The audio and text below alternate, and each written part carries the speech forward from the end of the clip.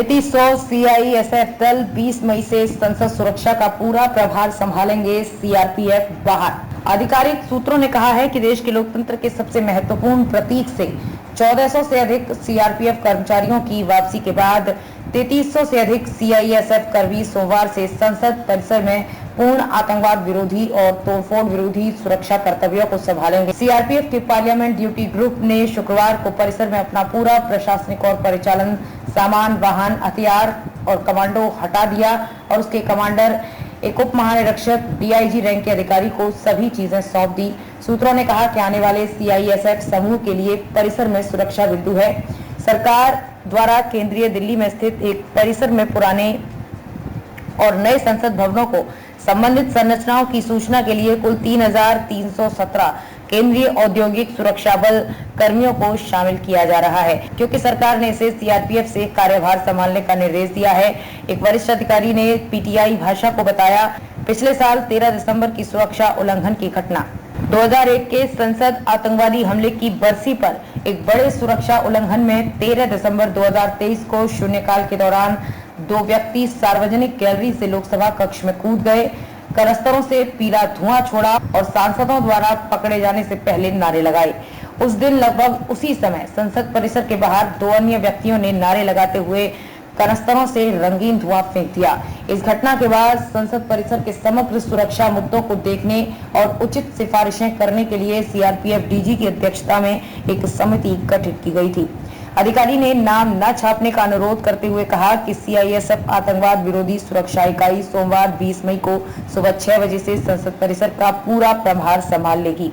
इसने परिसर के सभी फ्लैग प्रवेश द्वारों की सुरक्षा के लिए अपने कर्मचारियों को तैनात किया है। कुत्ते के दस्ते, फायर टेंडर के साथ अग्निशमन कर्मियों को तैनात किया है। पास सेक्शन के अलावा सीसीटीवी निगरानी नियंत्रण कक्ष और संचार केंद्र पर जनशक्ति निगरानी टावरों के अलावा विशेषज्ञों को तैनात किया है।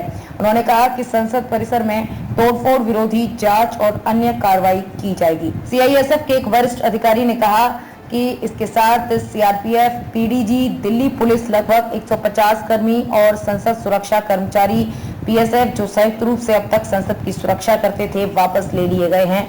उन्होंने कहा कि सीआईएसएफ कर्मी पिछले 10 दिनों में परिसर का परिचय अभ्यास कर रहे हैं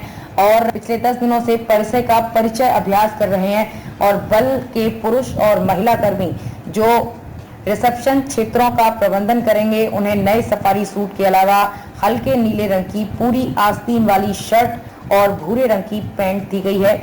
ऊपर उद्धृत पहले अधिकारी ने कहा कि पीडीजी इकाई को सीआरपीएफ की 6 बटालियन मजबूत वीआईपी सुरक्षा विंग के साथ विलय किए जाने की उम्मीद है, जबकि पीएसएस कर्मचारियों को अन्य केंद्र सरकार के प्रतिष्ठानों पर सुरक्षा और प्रोटोकॉल कर्तव्यों को प्रदान करने के लिए नए सिरे से काम सौंपा जा सकता है। उन्होंने कहा कि कुछ पीएसएस कर्मचारियों को मार्शल कर्तव्यों के लिए सदन की लॉबी का प्रबंधन करने के लिए रखा जा सकता है, लेकिन अंतिम निर्णय अभी लिया जाना बाकी है। सूत्रों के मुताबिक सीआईएसएफ की टुकड़ी को अस्थायी तरीके से तैनात किया गया है, जिसे आंतरिक सुरक्षा ड्यूटी पैटर्न कहा जाता है, और उम्मीद है कि मौजूदा आम चुनाव के बाद नई सरकार के कार्यभार संभालने के साथ ही इसे पूरी मंजूरी दे दी जाएगी।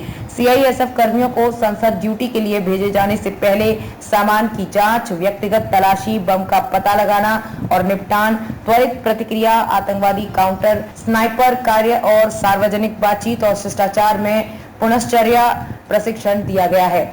सूत्रों ने कहा कि उन्होंने हाल ही में राष्ट्रीय सुरक्षा गार्ड के ब्लैक कैट कमांडो के साथ भी प्रशिक्षण लिया है, जिन्हें आतंकवादी हमले की नकल करने के लिए संसद परिसर में भारतीय वायुसेना के हेलीकॉप्टर से उतारा गया था। सीआरपीएफ के एक अधिकारी ने कहा कि 17 मई को संसद परिसर से बाहर निकले पीडीजी जवानों ने देश के लोकतंत्र का सर्वोच्च मंदिर की कुशलता पूर्वक रक्षा करने की याद में सेल्फी खींची और तस्वीरें ली।